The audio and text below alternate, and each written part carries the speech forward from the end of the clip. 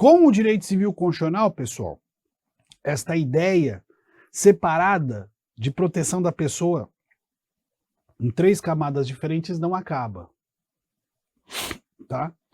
Porque eu vou explicar exatamente para vocês que é possível uma aplicação conjunta de um direito constitucional, vocacionada até mesmo do direito internacional, uma forma de implementação nesse exato sentido.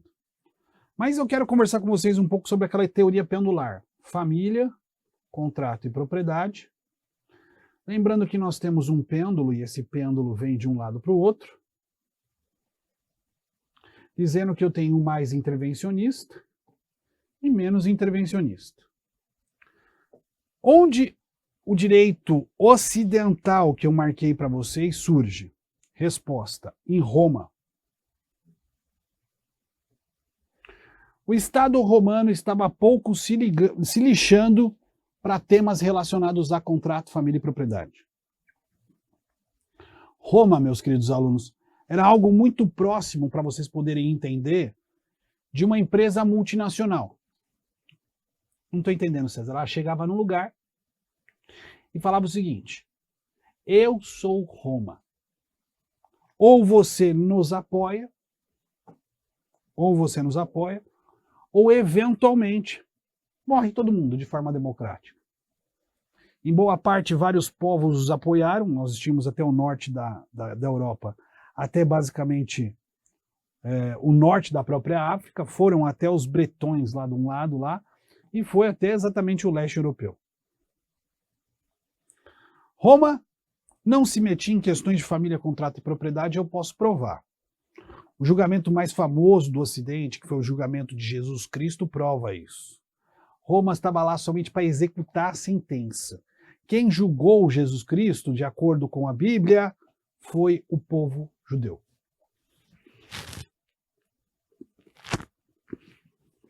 Isso está claro, não preciso falar. Está no texto.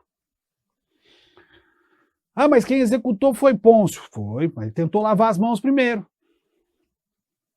Na ideia de que não quero mexer com isso não é um problema meu. Não quero mexer com isso, não é um problema meu.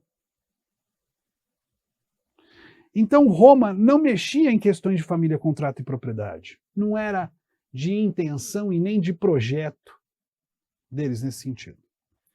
Mas Roma, meus queridos, fica de pé durante um certo tempo, mas por conta de todas as confusões, Roma cai e o período medieval se anuncia. Fica lá 400 depois de Cristo até 1800. É o que as pessoas falavam. E tenho até visto vídeos nesse sentido. Falar que esse período foi um período somente de tristeza. Na verdade, a igreja cumpriu um papel muito grande de caráter assistencial, de organização das comunidades, de atendimento ao povo. Ninguém está falando disso. Nós estamos falando de Santa Inquisição. Estamos falando de intolerância religiosa. Eu estou falando exatamente de questões em que mulheres foram queimadas vivas por conta de falsas acusações de bruxaria. O Estado, nesse período, se juntou com a igreja. Porque a igreja tinha uma ferramenta de poder, que era a informação. As pessoas entregavam voluntariamente as informações pessoais delas. Confissão.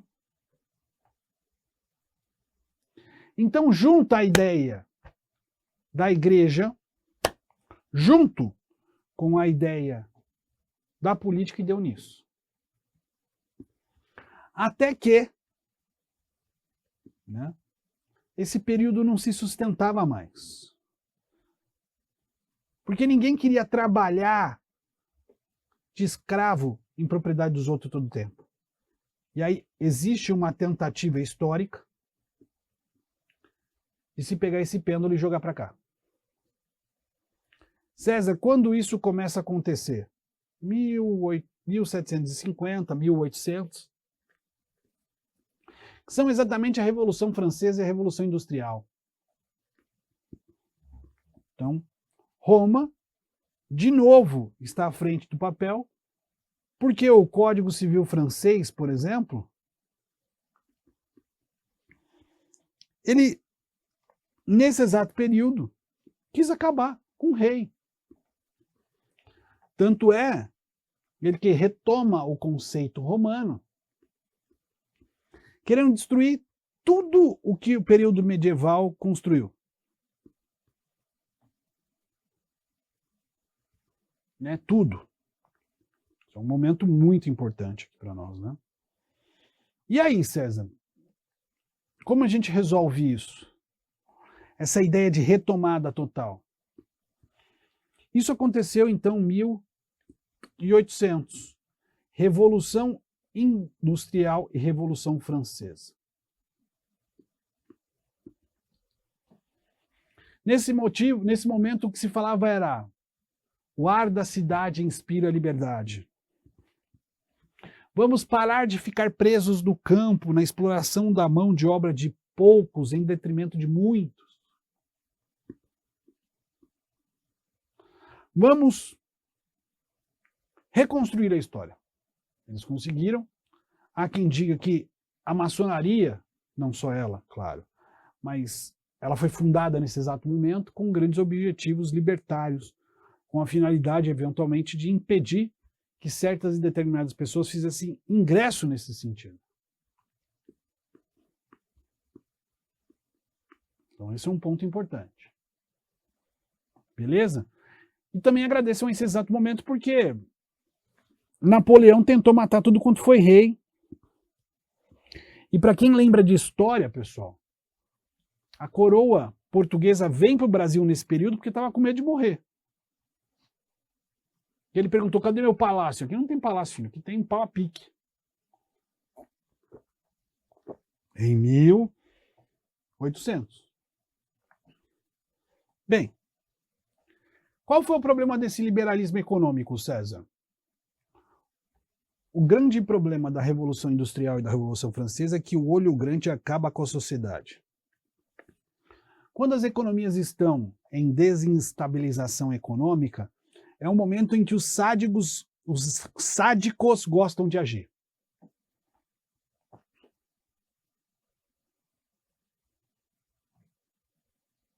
Yeah. Nesse exato período, em 1900, explode na Europa a Primeira Grande Guerra Mundial. Primeira Grande Guerra Mundial, uma guerra dura, porque você não ia nem para frente nem para trás. Porque não existiam tantos tanques, não existia drone, não existia carro, não existia balão, não existia muita coisa para fazer sobre isso. Então, nesse sentido que nós temos aqui, que esse período da Primeira Grande Guerra Mundial foi o berço do liberalismo econômico. Né? Existe até um livro que eu quero indicar para vocês, o nome do livro tem um nome bem claro, ele fala, do Adam Smith, A Riqueza das Nações. A Riqueza das Nações. Nesse livro ele diz o seguinte: país forte é país burguês, país forte é um país que tem empresas, quem trabalha constrói. Deu certo esse movimento, César? Não, aí nós temos um problema. Qual é o problema, César? Quando acaba a Primeira Guerra, em 1900, né, em 1919, eu vou dizer para vocês que foi assinado um contrato terrível. Um contrato terrível. Foi o contrato do capiroto. Vocês devem se lembrar como o Tratado de Versalhes. Foi aquilo que a Alemanha assinou quando a França assim a obrigou, para dizer que os termos do acordo, a responsabilidade civil pela Primeira Grande Guerra foi todinha da França, ou da Alemanha. Eles assinam porque não tem saída. Existe um filme sobre isso, Nada de Novo Além do Fronte, pode assistir. Pode assistir. E que coloca isso para nós. Poxa, César, e aí? Como é que se resolve isso? Este contrato explodiu a Segunda Guerra Mundial. Aí que a maldade aconteceu. Tudo isso tem a ver com direito civil constitucional. Por que, César? A Segunda Guerra Mundial foi cruel porque utilizou-se técnica de industrialização para matar judeus e inimigos em geral. Ou seja, tudo que foi aprendido não foi feito para ir para a guerra, nós lutarmos no fronte, você e eu. Eles simplesmente capturavam, levavam para Auschwitz, tiravam a alma deles e depois colocavam num campo de uma máquina de moer carne. Isso é terrível. Isso é sub-humano. E por conta disso, a Alemanha, depois da Segunda Guerra Mundial, destruída por conta da vitória do Eixo, lá em cima, havia um sujeito barbudo que escreveu um livro chamado Capital, União Soviética. Esse foi o problema.